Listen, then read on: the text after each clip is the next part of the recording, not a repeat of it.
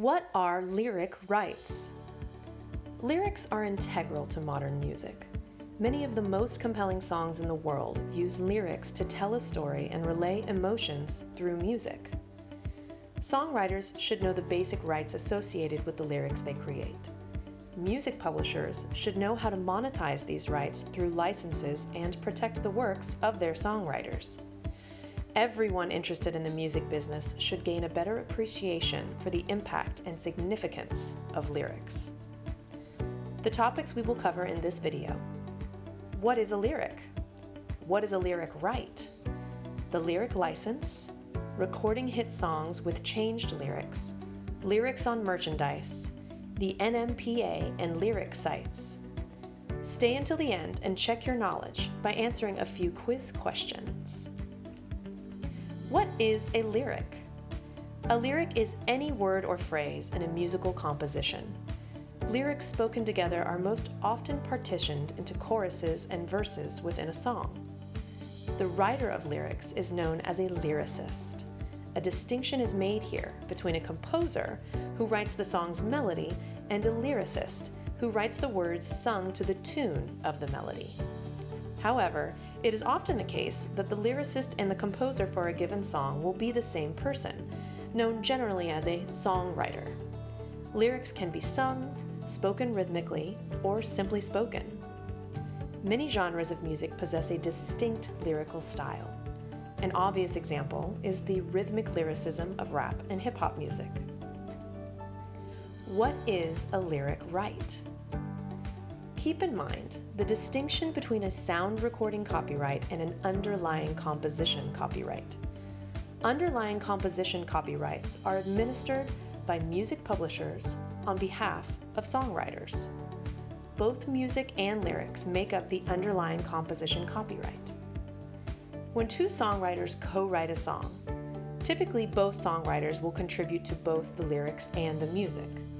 Sometimes two songwriters create the lyrics and music entirely separately. In this case, each songwriter owns 50% of the total underlying composition copyright. One songwriter is not the sole owner of the lyrics while the other is the sole owner of the music. Each songwriter owns 50% of the total song, music, lyrics, and all. This is an oversimplified situation in terms of copyright law. Depending on genre and territory, songwriters often negotiate the actual ownership percentage based on their contributions to the composition. Any royalties collected on the song for either party must be split according to the same ownership percentages unless a different royalty percentage is specified in a separate agreement. Even the reprinting of lyrics, a royalty garnering action, results in 50% of print royalties to the other songwriter because you both share in the song's underlying composition copyright. While the above scenario, in which one songwriter composes the lyrics to a song entirely independent from the other songwriter, may seem unusual at first, it's more common than you think. Think of the amazing duo of Elton John and Bernie Taupin. The lyric license.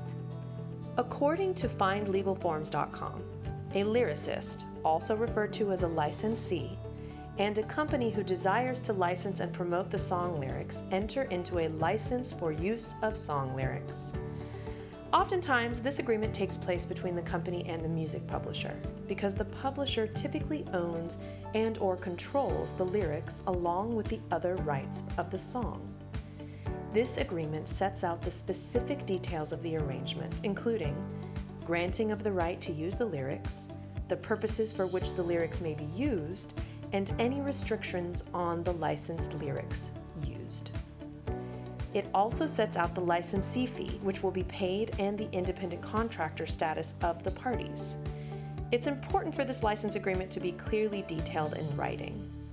A well-written license for use of song lyrics could potentially save both parties a world of trouble in the event of miscommunication or contractual disagreements. Recording hit songs with changed lyrics. Occasionally, a music publisher will receive a request from a recording artist or producer to alter the lyrics of a well-known song for the purposes of a re-recording and release under a new or similar title. We see this most in the advertising world. Given that any success the new recording receives would be inherently reliant upon the success of the old version, most music publishers request the ownership of the copyright and subsequent publishing rights to the new song and new lyrics. If this is the case, the new lyricist will receive no publishing royalties for their work. However, the lyricist for the new song should be able to receive writer's credit and therefore a share of the mechanical and performance royalties. Many publishers will refuse outright to allow a recording artist to change the lyrics to a popular song for risk this will alter sales and royalties from it. In addition, many songwriters have the right as part of their publishing agreement to grant final approval to any lyric changes. Lyrics on merchandise. The use of lyrics on merchandise such as clothing, coffee mugs, mouse pads, keychains, and more continues to be a valuable source of royalties for songwriters and publishers. Owners of the copyright can enter individual agreements with specific manufacturers.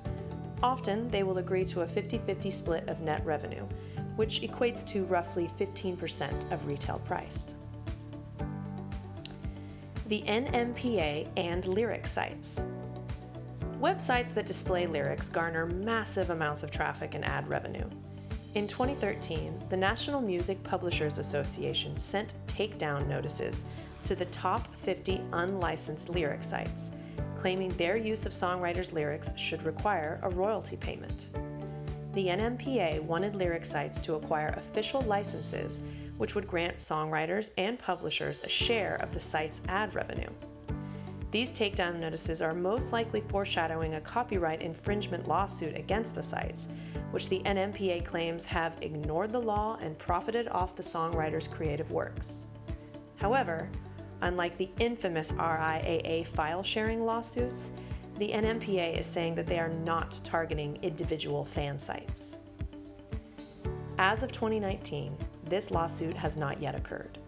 Nearly all lyric sites are still operational, though some of the top 50 mentioned by the NMPA have since obtained proper licensing for the use of lyrics. Check your knowledge. Question 1. Is the lyric right part of sound recording copyright or composition copyright? Question 2. Songwriter 1 writes the lyrics, Songwriter 2 writes the music and melody of the song, and they agreed on 50-50 split share. If the song generates $1,000 from reprinting the lyrics on merchandise, how much will each of the songwriters earn and why? Let us know your answers in the comments, and don't forget to like, share, and subscribe.